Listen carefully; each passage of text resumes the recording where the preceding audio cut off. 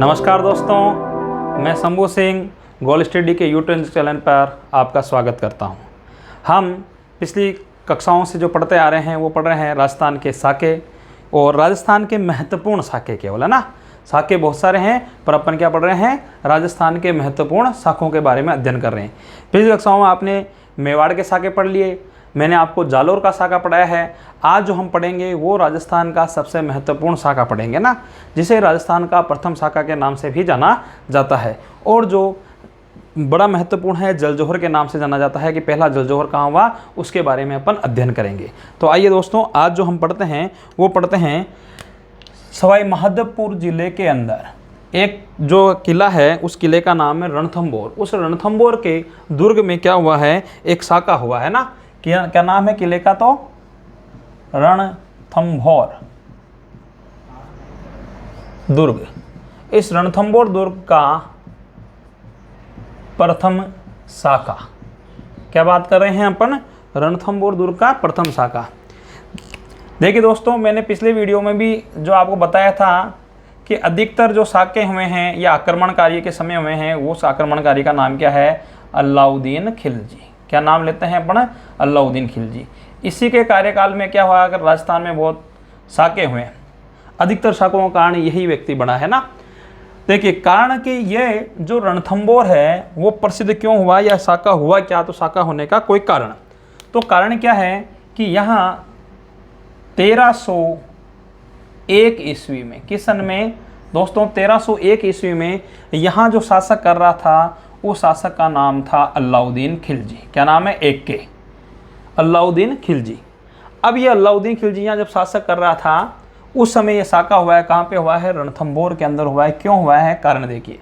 अलाउद्दीन खिलजी जो थी उसकी पत्नी, अलाउद्दीन खिलजी की पत्नी का नाम क्या था, अलाउद्दीन खिलजी की पत्नी का नाम था चिमना। क्या नाम था बेगम का, चिमना बेगम। और अलाउद्दीन खिलजी के एक सेनापति हुआ करता था, है ना। उस सेनापति का नाम था मीर मोहम्मद, यह सेनापति हुआ करता था यहाँ पे ना। अब देखिए, जब ये सेनापति था तो हुआ क्या, ये विवाद का कारण यहाँ से हुआ है कि इन लोगों के विवाद के कारण हमारे यहाँ रणथंभौर में साका हो गया है। ऐसा क्या विवाद हुआ है दोस्तों जिसके कारण रणथंभौर में साका करना पड़ा। देखिए विवाद का कारण क्या है, विवाद का कारण क्या है कि ये चिमना बेगम और मीर मोहम्मद दोनों में दोस्ती हो गई। कैसे हो गई कि उस समय क्या चलती थी, फेसबुक है ना। हम फेसबुक में क्या होते हैं दोस्तों, रिक्वेस्ट भेजते हैं, एक्सेप्ट कर लेता है कोई भी व्यक्ति, है ना। और जब दो व्यक्ति फेसबुक पे बातें करते हैं तो तीसरे को पता और चलता है, दिखता है, सभी को शो हो जाता है कई बार, है ना। तो चिमना बेगम ने इसको रिक्वेस्ट भेजी, किसको, सेनापति को। सेनापति ने क्या कर लिया है, एक्सेप्ट कर लिया है। अब एक्सेप्ट कर ली इसने, तो हुआ क्या कि दोनों मैसेज कर रहे हैं, हाय हल्लो खेल रहे हैं। इसी दौरान इस बात का पता अलाउद्दीन के कुछ सैनिकों को चला। वो बीच में होते ना कि जब क्या होता है कि दो प्रेमी मिलते हैं तो बीच वालों की बड़ी दिक्कत होती है कि ये प्रेमी मिल क्यों रहे हैं, है ना, कि हमारे तो कोई व्यवस्था नहीं है, दूसरों की व्यवस्था हो रही है, ऐसी क्यों। तो इन्होंने कहा सुल्तान क्या हालचाल है, सुल्तान के सुल्तान बढ़िया, क्या ध्यान रखें आपके, क्या ध्यान रखें कि देखिए कि जो मैडम है उसको संभालिए ना, नहीं तो कल को दिक्कत हो जाएगी। जब इस बात का पता चला तो अलाउद्दीन ने क्या किया, अलाउद्दीन ने खोजबीन की। इसी दौरान चिमना बेगम और मीर मोहम्मद जो सेनापति था, इन दोनों ने मिलकर अलाउद्दीन खिलजी को मारने के लिए सोचा। परंतु अलाउद्दीन खिलजी का दिमाग बहुत तेज था। हम कहते हैं तेज दिमाग लोमड़ी का होता है, पर लोमड़ी से भी ज़्यादा तेज इसका दिमाग हुआ करता था। क्या हुआ दोस्तों कि इन्होंने इनको मारने की सोची, परंतु ये इनसे मरा नहीं, और नहीं मरा तो ये तो बच गया। तो इन्होंने फिर सोचा, अब ये अलाउद्दीन ने फिर इनको मारने की सोची। तब हुआ क्या कि ये चिमना बेगम और ये दोनों भागे कि अब पूरे भारत में हमें बचाने वाला कोई नहीं है, हम कहाँ जाएं। तो जब ये पूरे भारत में वहाँ से भागे तो ये प्रेमी जब भाग रहे हैं तो ये आ रहे हैं राजस्थान के अंदर, है ना, कि जगह का क्या नाम है, रणथंभौर। क्या आ रहा है, रणथंभौर। और यहाँ रणथंभौर के अंदर जो शासक बैठता था उसका नाम था हमीर। क्या नाम है, पूरा नाम है हमीर देव चौहान। ठीक है, ये यहाँ आए और इन्हें ये पता था कि राजस्थान मतलब पूरे भारत में एक राजपूताना ऐसा राज्य है जहाँ पे क्या है कि शरणार्थी के लिए वो कुछ भी कर सकते हैं, मतलब शरण दे सकते हैं। ये यहाँ आया कौन, मीर मोहम्मद, और यह आके इसको कह रहा है कि साहब मैं अपनी ये पत्नी के साथ आया हूँ और अलाउद्दीन खिलजी क्या है मेरी पत्नी के पीछे पड़ गया, हम लोगों को मारना चाहता है। इसने ये नहीं कहा है कि क्या है कि मैं किसी और की पत्नी को भगा के लेकर आया हूँ। हमीर ने उसे शरण दी, फिर भी उसने हमीर से पूछा कि ऐसा नहीं है आप वो सुल्तान से डर जाए और मुझे सौंप दें, है ना। तो उसने कहा नहीं सौंपेंगे, कि वचन दिलाओ। तो इन्होंने वचन दे दिया। क्या वचन दे दिया? कि मैं अपने प्राणों की बाजी लगा दूंगा, परंतु तुम लोगों के अलाउद्दीन खिलजी को हाथ नहीं लगाने दूंगा। तो ये संतुष्ट हो गए, भाई ठीक। अब इस दौरान अलाउद्दीन खुद ये जो खिलजी है इसने रिपोर्ट दर्ज करवाई, है ना, कि यार मेरी लुगाई लेके चला गया कोई। थाने में आप रिपोर्ट दर्ज कराते हैं तो फ़ोन को क्या किया जाता है, ट्रेस किया जाता है कि देखो कौन सी सिम है। तो गूगल पे सर्च किया गया, गूगल पे सर्च किया गया तो जब सर्चिंग की गई तो लोकेशन कहाँ बताई, लोकेशन बता रही है सवाई माधोपुर में रणथंभौर के किले में। के साहब लोकेशन वहाँ आई कि वहाँ राजा कौन, बोले रणथंभौर, सॉरी वहाँ राजा कौन है, हमीर देव। तो रणथंभौर में फ़ोन लगाया किसने, अलाउद्दीन खिलजी ने। किसको, हमीर को। और कहा साहब कि मेरा एक विद्रोही है मीर मोहम्मद, वो भाग के वहाँ आ गया है, आपको क्या है उसको शरण नहीं दे रही है, मुझे सौंप दो। हमीर ने मना कर दिया, भाई होगा तेरा, पर मेरे तो क्या शरणार्थी है, मैं शरणार्थी को नहीं छोड़ता। इसने फिर बोला इसको, एक बार बोला, 2 बार फ़ोन किया, ये नहीं माना, नहीं माना। दूत भी भेजे, मतलब आप टेलीफोन का मतलब समझ गए ना कि इसने बार बार दूत भेजे वहाँ पे कि भाई छोड़ दो उसको, दे दो हमें, आपकी हमारे कोई दुश्मनी नहीं है। तो हमीर ने बार बार मना किया। जब बार बार मना किया तो हमीर के मुंह से एक कथन निकल गया है। क्या निकल गया है, कथन। वो आपके इतिहास में क्या है, प्रश्न बन गया आप लोगों के लिए कि हमीर ने क्या कथन कहा। या तो ये, और या पिछली जो कांस्टेबल की परीक्षा में जो प्रश्न आया था उसमें आया था हमीर हट तिरिया तेल चढ़े ना दूजी बार। ये कथन किस किले से संबंधित है, तो किला कौन सा है, रणथंभौर, है ना। किसने कहा है, तो हमीर ने कहा है, नाम से ही है। तो पूरा वैसे तो क्या है कि पूरा कथन वो है सिंह सतपुरुष गमन, है ना। तो मतलब कि जो सिंह होता है मतलब शेरनी, शेरनी डिलीवरी एक ही बार होती है, चाहे उसके शेर पैदा हो चाहे शेरनी पैदा हो, ऐसा कहा जाता है ना। कदली फले ना दूजी बार, कदली यानी जो आपके केले का पौधा होता है उसके केला क्या है, एक ही बार लगता है। कदली फले ना दूजा। सतपुरुष, आपने नाम सुना होगा कि एक बार एक डायलॉग है कि दिल्ली अभी दूर है, मतलब निजामुद्दीन औलिया ने कहा था कि सुल्तान अभी दिल्ली दूर है, मतलब तू दिल्ली नहीं पहुंचेगा। तो सतपुरुष जो कहते हैं वो भी एक ही बार कहते हैं। शेरनी डिलीवरी एक ही बार करती है, और जो केले का पौधा है उसके भी केला एक ही बार लगता है। फिर आगे लाइन क्या है, हमीर हट तिरिया तेल चढ़े ना दूजी बार, मतलब जो जिसका शादी होने वाली होती है उसकी लड़की को क्या है अपने जीवन में एक ही बार तेल चढ़ा। किसी भी औरत को अपने जीवन में हिंदू धर्म में एक ही बार तेल चढ़ता है, दोबारा तेल नहीं चढ़ता। इसका तात्पर्य है कि अगर लड़की को तेल चढ़ गया है तो उसके बाद उसका विवाह अनिवार्य है, चाहे कुछ भी हो, बारात आई चाहे नहीं आई। तो उसी प्रकार हमीर हट प्रसिद्ध है कि हमीर अपनी हट के ऊपर चढ़ गया दोस्तों। तो हमीर क्या है, जो कह दिया वो फाइनल है। तो इसको कह दिया बार बार नहीं सौंपूंगा, चाहे मुझे कुछ भी करना पड़े। और ये इतिहास के अंदर ये प्रसिद्ध हो गया। क्या हो गया, हमीर हट। ये किताब भी है, अभी अपन बात करेंगे किस किसने लिखा है, क्या नाम है, हमीर हट। तो हमीर की हट प्रसिद्ध हो गई है कि एक ऐसा राजा जिसने अपने हट धर्मिता के कारण एक दूसरे व्यक्ति के लिए अपने परिवार को क्या कर दिया, नौछावर कर दिया शरणार्थी के लिए। तो ये उसमें बात थी। अब अलाउद्दीन खिलजी ने क्या कि नहीं मान रहा, तो इसको सजा देने के लिए क्या भेजिए, सेना भेजिए। और सेना में क्या आए हैं, सेनापति आए हैं। क्या हैं, सेनापति। प्रश्न ये आता है कि अलाउद्दीन खिलजी के सेनापति कौन कौन थे ना, प्रश्न खूब आया हुआ है। तो अलाउद्दीन के जो सेनापति थे उस सेनापति का नाम क्या था, तो एक का नाम तो है उल्लुग खां और एक का नाम है नुसरत खां।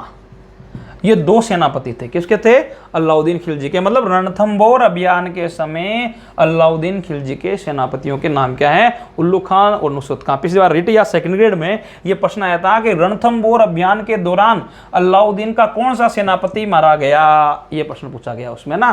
तो कौन सेनापति मारा गया, नुसरत खान अल्लाह को प्यारा हो गया। कैसे हुआ, देखिए अब थोड़ी सी हम किले की बात करते हैं कि यहाँ इस किले में खास बात क्या है। तो ये जो किला है, हमारे एक इतिहासकार हैं जिनका नाम है ओझा जी, उनके अनुसार जो ये किला है वो अंडाकार आकृति में बना हुआ है। किस आकृति में, अंडाकार आकृति में बना हुआ है। जब किले की आकृति अंडाकार, इसका मतलब क्या है कि इस किले के चारों ओर तरफ क्या है, पहाड़ियां हैं, बहुत सारी पहाड़ियों में। ये खास बात। अब देखिए कि जब अंडाकार है तो उसको पहाड़ियां बहुत सारी, और पहाड़ियां होने के कारण एक व्यक्ति है जिसका नाम है अबुल फजल। अबुल फजल, इस अबुल फजल ने क्या कहा इसके लिए, अबुल फजल ने कहा है और दुर्ग नंगे हैं, यह दुर्ग क्या है, बख्तरबंद है।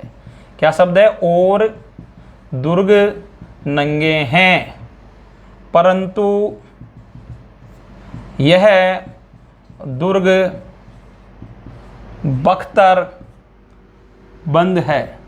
बख्तर बंद का मतलब होता है कवच पहना हुआ, क्या? तो बाकी सभी दुर्ग क्या है? नंगे हैं, क्योंकि इसके चारों तरफ क्या है? चारों तरफ, इस दुर्ग के चारों तरफ क्या है? पहाड़ी हैं, और दुर्ग में क्या है? वन है। इसलिए दुर्ग में कई बार प्रश्न आया हुआ है, ये दुर्ग किस श्रेणी में आता है? तो आप इसको बोलोगे एरण दुर्ग में। ऐसा दुर्ग जो पहाड़ियों पे भी हो और क्या हो? वन में भी हो, उसे क्या कहते हैं दोस्तों? उसे कहते हैं एरण दुर्ग। तो मतलब जीतना मुश्किल है। दूसरा, आपने बाहुबली पिक्चर देखी होगी, उसमें देखा ना लोग पत्थर फेंकते हैं ऊपर से, रत्मुषल जिसको बोलते हैं, फिर डेकुली भी बोलते हैं। तो ऐसे इनके पास क्या यंत्र थे, उनको ऊपर से मारने से क्या नीचे के सैनिक मर जाते। तो आप सोचिए कि जैसे मान लीजिए कि ये किला है, किले की चार दीवारी मजबूत है, दरवाजा टूट नहीं रहा, इस किले के आगे ही इन्होंने सीमा तय कर रखी है कि अगर कोई भी शासक यहाँ से आक्रमण करता है ना, क्या करता है? यहाँ से आक्रमणकारी है कोई, यह आक्रमणकारी आ रहा है, तो यहाँ से अगर पत्थर भी मारेंगे तो वो मर जाएगा। तो इस दौरान क्या है कि इनका सेनापति क्या हुआ है? मारा गया। अब जब ये बात पता चली किसको? अलाउद्दीन खिलजी को, कि भाई इस किले को तो नहीं जीता जा रहा, तो अलाउद्दीन खिलजी स्वयं आया इस किले पर आक्रमण करने के लिए। दोस्तों, अलाउद्दीन खिलजी आके जब इस किले को देखता है तो क्या करता है कि इसको जीतना तो नामुमकिन है, जीता ही नहीं जा रहा। तो अलाउद्दीन खिलजी का दिमाग बहुत तेज है, मैंने कहा लोमड़ी से ज़्यादा तेज दिमाग का। उसने कहा ऐसे तो नहीं जीत पाएंगे, हम छल करके इसको जीतते हैं। छल करने के लिए उसने क्या? वही संधि की। उसने संधि क्या की है? उसने क्या सफ़ेद ध्वज कह दिया, भाई हमें तो दोस्ती करनी है। तो संधि करने के लिए हमीर की तरफ से 2 सेनापति आए। क्या प्रश्न आएगा? ध्यान रखिएगा, हमीर के सेनापति। ये भी खूब प्रश्न आया हुआ है ना, सेनापतियों प्रश्न आते हैं ना। हमीर के सेनापति, देखो दोस्तों, हमीर के जो सेनापति थे उनका क्या नाम था? तो हमीर के सेनापति हैं, एक तो है रणमल और एक सेनापति है रतिपाल। क्या है? रणमल व रतिपाल किसके सेनापति थे? तो रणमल और रतिपाल किसके सेनापति है? हमीरदेव चौहान के। ये दोनों इसे संधि करने गए। संधि किससे कर रहे हैं? अलाउद्दीन खिलजी से। किससे कर रहे हैं? अलाउद्दीन खिलजी से। खिलजी ने इनको समझाया कि देखो, तुम्हारे राजा के और हमारे कोई दुश्मनी नहीं है, हमें यदि रणथंबोर पे आक्रमण करना होता, कोई साम्राज्यवादी नीति होती, तो इससे पहले ही हम आक्रमण कर चुके होते, है ना। तो हमारे को दुश्मनी नहीं। ये क्या है कि मेरी धर्मपत्नी को लेके भाग के आ गया। कौन? ये मेरा सेनापति। आप देखिए, कोई आपकी पत्नी को लेके भाग जाए तो क्या करोगे? तो उन्होंने दोनों तलवारें काट निकाल ली, बोले गर्दन उड़ा देंगे, कि बोले मैं भी तो ये करने आया हूँ कि मेरी पत्नी को लेके ये भाग गया तो मैं तो इसको पकड़ने आया हूँ। तो दोस्तों, इसने इस बात की, तो ये बात मान के बोले तुम्हारा राजा फालतू में क्या कर रहा है? पूरा वर्चस्व दाव पे लगा देगा, है ना, और युद्ध कर रहा है, सैनिक मारे जाएंगे केवल क्योंकि जिससे तुम्हारी कोई दोस्ती नहीं है, कोई मतलब नहीं है, ये एक मुसलमान है ना, तुम्हारा विरोधी है, फिर भी तुम इसके लिए लड़ रहे हो। तो इन लोगों को कहा कि ठीक है, अगर मैं इस युद्ध को जीतता हूँ तो मुझे तो रणथंबोर से कुछ लेना देना नहीं है, मैं तुम लोगों को एक और ये क्या दे दूंगा? बूंदी का परगना। प्रश्न क्या है दोस्तों कि रणमल और रतिपाल को अलाउद्दीन खिलजी ने कहाँ का लालच दिया है? बूंदी के किले का, बूंदी का परगना तुमको दे दिया जाएगा। ये लालच में आ गए और इन्होंने यह कह दिया है कि अंदर जाने का मार्ग बता दिया, भाई किले के अंदर कैसे जाया जाता है। ठीक है, तो जब किले के अंदर जाने का मार्ग इन्होंने बता दिया तो ये रवाना हो गए और फिर युद्ध हुआ। उस युद्ध को हम कहते हैं, क्या कहते हैं? प्रथम शाखा। रणथंबोर का क्या हुआ है? प्रथम शाखा है। वैसे तो हम यहाँ रणथंबोर का प्रथम शाखा भी बोल सकते हैं और ये राजस्थान का प्रथम शाखा भी है, परंतु कुछ इतिहासकार क्या है कि एक दूसरा शाखा उसे भी प्रथम बताते हैं, पर साक्ष्य हमें इसी के मिलते हैं। तो प्रथम शाखा ये है। कब हुआ है? ये प्रथम शाखा हुआ है 11 जुलाई को। कब हुआ है? 11 जुलाई 1301 ईस्वी के अंदर। ठीक है दोस्तों, अब इस दिन क्या हुआ है? अलाउद्दीन खिलजी ने युद्ध किया है, शाखा हुआ है। शाखा का मैं पहले ही आपको अर्थ बता चुका हूं कि एक तो क्या होता है? केसरिया। क्या होता है दोस्तों? केसरिया। और एक होता है क्या? जौहर। प्रश्न क्या आता है कि रणथंबोर के प्रथम शाखे में केसरिया का नेतृत्व किसने किया है? तो केसरिया का नेतृत्व कौन कर रहा है? राजा ही कर रहा है। और राजा कौन है यहाँ पे? हमीरदेव। कौन कर रहा है? हमीरदेव चौहान ही क्या कर रहा है? नेतृत्व कर रहा है। जौहर किसने किया? तो यहाँ जौहर किया है इसकी पत्नी रंगदेवी ने। क्या नाम है? रंगदेवी। रंगदेवी ने जौहर किया। अब दोस्तों प्रश्न क्या आता है कि यह है जो शाखा है वो राजस्थान का क्या कहलाता है? राजस्थान का प्रथम जल जौहर। क्या कहलाता है? जल जौहर। दोस्तों जल जौहर क्यों कहलाता है? क्योंकि हमीर और रंगदेवी की पुत्री ने क्या किया है कि उन्होंने क्या किया है? जल जौहर किया है। क्या किया है? जल जौहर। अग्नि जौहर क्या होता है? औरतें अग्नि में करती, तो इन्होंने तो अग्नि में किया है, पर इन्होंने क्या है? जल जौहर। इस कारण ये राजस्थान का प्रथम क्या कहलाएगा दोस्तों? जल जौहर। अलाउद्दीन खिलजी ने इस किले को जीत लिया है 13 जुलाई 1301 को अलाउद्दीन खिलजी का क्या हो गया, इस दुर्ग के ऊपर कब्जा हो गया है। और यहाँ पे क्या है कि ये सब वीरगति को प्राप्त हुए हैं दोस्तों। तो ये राजस्थान का क्या था, प्रथम शाखा था। अपन ने शाखा पे बात की है। अभी आप इसका स्क्रीनशॉट ले लीजिए, तब तक फिर इसमें क्या क्या प्रश्न आते हैं उनके ऊपर अपन अध्ययन करेंगे। ठीक है, तो हाँ दोस्तों, स्क्रीनशॉट ले लिया होगा आपने। आगे अध्ययन करते हैं। अब देखिए, अब अपन जो बात करेंगे वो ये बात करेंगे कि प्रश्न किस प्रकार से आते हैं ना, क्वेश्चन कैसे कैसे आते हैं इससे संबंधित है ना, कि भाई किले से संबंधित कैसे प्रश्न आएंगे। देखिए, एक तो ये तो शाखा था, शाखा के साथ क्या है, किले के प्रश्न कई बार आ जाते हैं कि ये किले जो बना है, निर्माणकर्ता कौन है। तो पहले तो देखो दोस्तों, यहाँ पे वंश, कि इस दुर्ग में जो वंश था वो कौन सा था, तो वंश है चौहान। कौन सा है, चौहान, चौहान वंश है दोस्तों। यहाँ चौहान वंश कैसे आया ना, देखिए जब आप इतिहास पढ़ते हैं तो आपको क्या होना चाहिए, ज्ञान होना चाहिए कि कहाँ कहाँ कौन कौन सा वंश है। पिछली बार एक प्रश्न आ गया था, क्या प्रश्न आया था कि राजस्थान में, एक छोटा सा अलग बता रहा हूँ आपको, 19 रियासतें और 3 ठिकाने आपने पढ़े थे एकीकरण के समय। प्रश्न ये पूछा गया कि जो 3 ठिकाने थे उनमें से नीमराणा नाम है कि नीमराणा के अंदर किसका वंश है।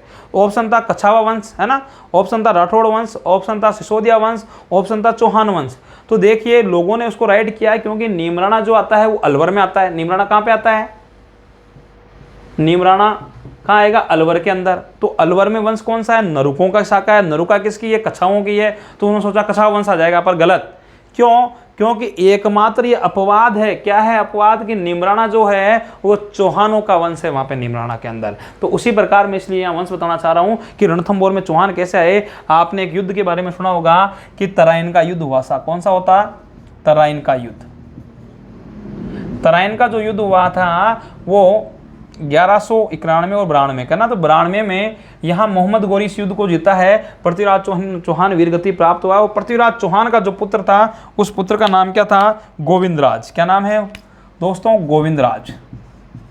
तो गोविंदराज ने यहाँ आके शासन किया है और यहाँ एक वंश की नींव डाली है। वो कौन सा वंश है, चौहान वंश है। तो यहाँ वंश किसका है, चौहानों का। एक तो प्रश्न ये। दूसरा, इस दुर्ग के ऊपर जो प्रथम आक्रमण किसने किया है, तो इस दुर्ग पर प्रथम आक्रमणकारी कौन था। तो प्रथम आक्रमणकारी जो था दोस्तों, उसका नाम है कुतुबुद्दीन ऐबक। किसने आक्रमण किया था, ऐबक ने इसके ऊपर क्या किया है, आक्रमण किया है। प्रथम आक्रमणकारी ऐबक था।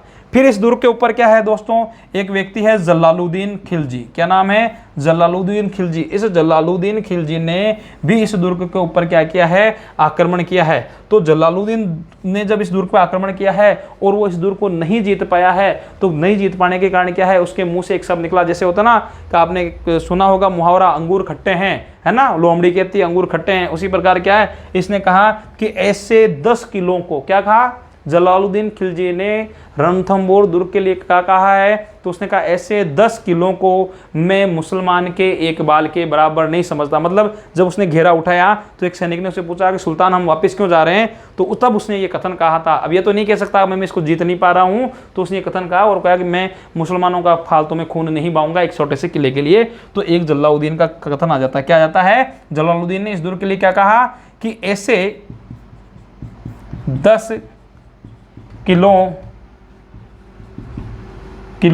को, ऐसे 10 किलों को मैं मुसलमान के एक बाल के बराबर नहीं समझता, एक बाल के बराबर नहीं समझता हूं। एक कथन किसने कहा है, जलालुद्दीन खिलजी ने कहा है। तो ऐसे कई बार खत्म आ जाते हैं। उधर मैंने हमीरठ का बताया था कि हमीर ने जो कथन कहा है वो बात आ गई।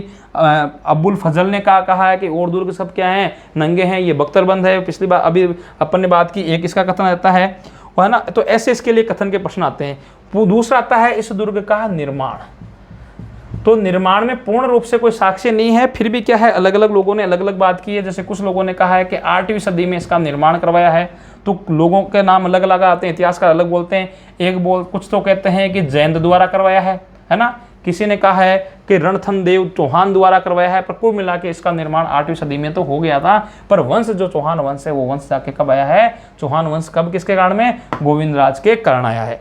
अब इसके अंदर कुछ प्रश्न स्थापत्य कला से संबंधित पूछ लिए जाते हैं। भाई दुर्ग है, शाखा की बात अपन ने कर ली, ये शाखा था, पर प्रश्न बता रहा हूँ किस प्रकार के इसमें प्रश्न आते हैं दोस्तों। तो प्रश्न एक ये आता है कि स्थापत्य कला प्रसिद्ध, एक तो आपने मंदिर का नाम सुना होगा गणेश मंदिर, है ना। रणथंभौर में एक मंदिर है जिसका नाम है त्रिनेत्र गणेश। क्या नाम है? त्रिनेत्र गणेश मंदिर। ऐसे गणेश जी जिसके क्या है? 3 आंखें हैं। त्रिनेत्र गणेश मंदिर का है रणथंभौर। विवाह का जो सावा होता है, मतलब अपने जो कार्ड होता है, वो पहला कार्ड कहाँ भेजा जाता है? त्रिनेत्र गणेश जी को भेजा जाता है रणथंभौर के अंदर। ठीक है, ऐसे देवता या आप कह सकते हो ऐसा मंदिर जहाँ गणेश जी के मुख्य पूजा की जाती है, एक तो यहाँ प्रसिद्ध है। एक यहाँ प्रसिद्ध है सुपारी महल। क्या प्रसिद्ध है? सुपारी महल। दोस्तों, सुपारी महल की खास बात यह है कि एक ऐसा महल है जिसके अंदर 3 आप कह सकते हो कि सांप्रदायिक सद्भावना का प्रतीक है। कि इस महल में क्या है कि मंदिर भी है, मस्जिद भी है और गिरजाघर भी है, मतलब ईसाइयों के लिए भी है। तो ये इस दुर्ग की क्या खास बात है यहाँ पे। एक यहाँ है न्याय की छतरी। क्या है? न्याय की छतरी। हमीर जहाँ बैठ कर क्या करता था? न्याय की छतरी, या हम कई बार बोलते हैं 32 खंभों की छतरी। इस छतरी का निर्माण जो करवाया था वो हमीर देव चौहान ने करवाया था। हमीर देव के पिता का नाम था जेत्र सिंह। इन जेत सिंह के 32 वर्षों के शासन काल के कारण इन्होंने इसका निर्माण करवाया, इसलिए इसको 32 खंभों की क्या कहते हैं? छतरी भी कहते हैं। एक इस किले के लिए बड़ा महत्वपूर्ण पिछली बार प्रश्न आया हुआ है कि इस किस दुर्ग के दरवाजे को नौलखा कहा जाता है? इसको नौलखा कहा जाता है। क्या कहा जाता है? इस दुर्ग का जो मेन दरवाजा उसको नौलखा दरवाजा भी कहा जाता है। तो ऐसे इसमें दोस्तों प्रश्न आते हैं। कुत्ते की छतरी भी इसी के अंदर है। तो ये स्थापत्य कला की जब अपन अलग से पढ़ेंगे तब बात करेंगे। अभी अपन ने शाखाओं की बात की थी। हम आज पढ़े हैं राजस्थान का प्रथम शाखा या रणथंभौर का प्रथम शाखा। देखिए, इस चैनल के ऊपर आपको अब आगे से पटवारी और राजस्थान पुलिस के सिलेबस के अकॉर्डिंग पढ़ाया जाएगा। पूरा सिलेबस में जो चीज़ होगी वो चीज़ पढ़ाई जाएगी। ठीक है, तो आप जो भी वीडियो आपके सामने आ रहे हैं उन्हें पूरा देखें, है ना। वीडियो को शेयर करें, लाइक करें, है ना, लोगों तक ये बात पहुंचाएं। क्योंकि अब जैसे पटवारी का पेपर की तारीख आपके आगे चली गई है, तो आप लोग दोस्तों ये ना सोचें कि अब हमें पढ़ना ही नहीं है, 8 महीने हमारे पास है, अब रेगुलर तैयारी होगी। लॉकडाउन बढ़ता ही जा रहा है, तो घर पे रहें और सुरक्षित रहें और घर बैठे बैठे अध्ययन करें। और आप ये सोच रहे होंगे कि बीच बीच में से क्या लपड़ा दे, तो मैंने क्या है, अभी साके चल रहे थे तो पूरे साके करवाए हैं आपको। अब हम टॉपिक से चलेंगे। मैथ और रीजनिंग में नयन सर आपको पूरे क्या एक एक टॉपिक जो उसके अंदर आपके हैं पटवारी के अंदर और पुलिस में, वो पूरे टॉपिक रीजनिंग के पढ़ाए जाएंगे। जो रीजनिंग है तो रीजनिंग, मैथ है तो मैथ के टॉपिक, जो टॉपिक होंगे वो पढ़ाएंगे। और इसमें भी कल्चर वगैरह के जो हैं या संविधान के हैं कि अपन क्या है टॉपिक लेंगे, जो पटवारी और पुलिस में टॉपिक होगा हम उन्हीं पे बात करेंगे। फालतू बातें अब हमें बातों को इस पर जिक्र नहीं किया जाएगा। तब तो आप अपने दोस्तों को सबको बता दीजिएगा, मतलब आपको घर बैठे पूरा सिलेबस कंप्लीट करवा दिया जाएगा इस चैनल के माध्यम से। और 100% अगर आप इस चैनल को रेगुलर देखते हैं, मैं दोस्तों आपको विश्वास दिला रहा हूं कि आपका क्या होगा, सिलेक्शन होगा। हिंदी की क्लास भी टॉपिक वाइज होगी, जो रीट के स्टूडेंट हैं उनके लिए भी फायदेमंद चीज़ें हैं ये। तो आप रेगुलर इस पर जुड़े रहें प्रत्येक क्लास। और जैसे ही हम लोग वीडियो डालते हैं आप उन वीडियो को देखें जरूर। ऐसा नहीं कि आपने उसको क्लास छोड़ दिया, सर ने भेजा है। देखिए, फ़ायदा आपको हम निःशुल्क सुविधा दे रहे हैं और इतनी अपने तो जो प्रयास कर रहे हैं वो प्रयास आप लोगों के लिए ये कि भाई बच्चे क्या है कि घर पे बैठे हैं तो पढ़ लें, है ना। तो भाई और उन्हीं टीचरों को क्या है, कुछ लोगों को आदत होती है कि अपने टीचरों से पढ़ने के लिए, तो हमें आपके लिए ये वीडियो बनाया है। तो आप इस वीडियो को देखते रहें, शेयर करते रहें। और अब टॉपिक वाइज चलेगी, आप उसको ऐसे नहीं करें कि वीडियो आ गया, सर ने भेज दिया, चलो सर के लिए देख रहे, नहीं, हमने आपके लिए किया है। आप लोग देखें, बोर हो जाएंगे, क्या बोर हो जाएंगे, आप पढ़ें। और ये एक समय आपको दोस्तों बहुत अच्छा समय मिला है कि नहीं तो यही ऐसा ना सोचे अब तो कब फॉर्म भरेंगे, रेट के जब करेंगे, पुलिस का पता नहीं कब होगा, जब भी होगा आपको तैयारी रखनी है। और आप जब तैयारी रखेंगे और जो शुरू से ही पढ़ता रहता है, कछुआ चाल चलता रहता है, उसी का ही दोस्तों सिलेक्शन होता है। और जो आएंगे ना, पेपर हो गया, आप बताइए अगर अगस्त में पेपर हो गया फिर क्या कर लेंगे आप। कुछ लोग कोचिंग के भरोसे हैं, कोचिंग खुलेगी, कोचिंग का लॉकडाउन चल रहा है, खुलेगी कि नहीं खुलेगी ये तो क्या भारत सरकार के ऊपर निर्भर है। ठीक है दोस्तों, आज के लिए अपन यहीं तक देखते हैं। नेक्स्ट वीडियो में जो आपके लिए लेके आऊँगा उस वीडियो में अपन क्रम से चलेंगे। ठीक है, और जो कई लोगों ने मुझसे मैसेज किया है कि सर इसका वीडियो बनाइए, जो टफ टॉपिक थे, में प्रजा मंडल है, किसान आंदोलन है, उन सभी का वीडियो बना के जल्दी ही हम डालेंगे। ठीक दोस्तों, धन्यवाद।